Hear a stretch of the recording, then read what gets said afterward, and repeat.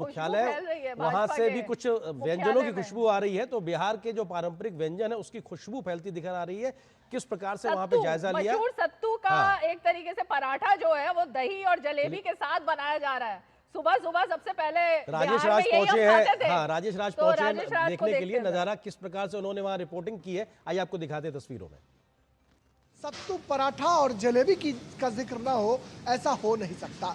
Bharatiya Janata party का दिल्ली का राष्ट्रीय कार्यालय दीनदयाल उपाध्याय मार्ग पर लिट्टी चोखा की शक्ल में सत्तू पराठा और चोखा, जलेबी, दही और आलू दम जो सब्जी है वो तैयार की जा रही है। और पत्रकारों के लिए या फिर हम यूँ कहें कि जश्न का माहौल अभी से शुरू हो रहा है। आप देख सकते हैं कि सत्तू पराठा लेकर ये सर्व करने के लिए जा रहे हैं।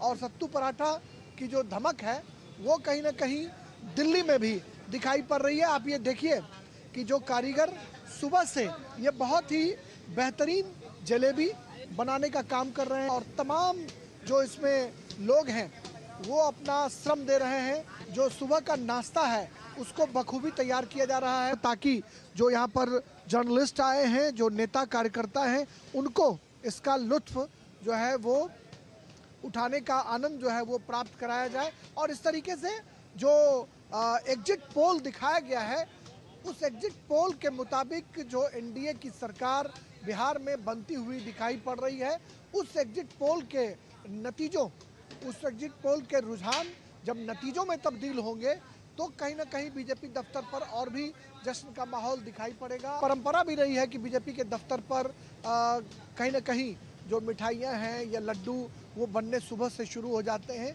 उसका नज़ारा आप यहाँ पर बखूबी देख सकते हैं। कैमरामैन एसपी दुबे के साथ बीजेपी दफ्तर दिल्ली से मैं राजेश राज, डीडी न्यूज़ के लिए।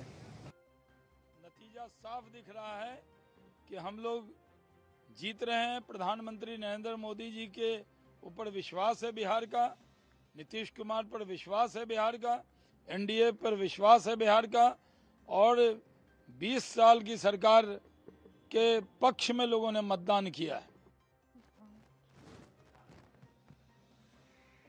तो ये भाजपा के नेता शाहनवाज हुसैन को आपने सुना, जिन्होंने बिहार में एनडीए की जीत का दावा किया और ये भी कहा साथ में कि ये जो जंगल राज के खिलाफ में और खासकर जनता ने पीएम मोदी और नीतीश कुमार पर भरोसा जताया है।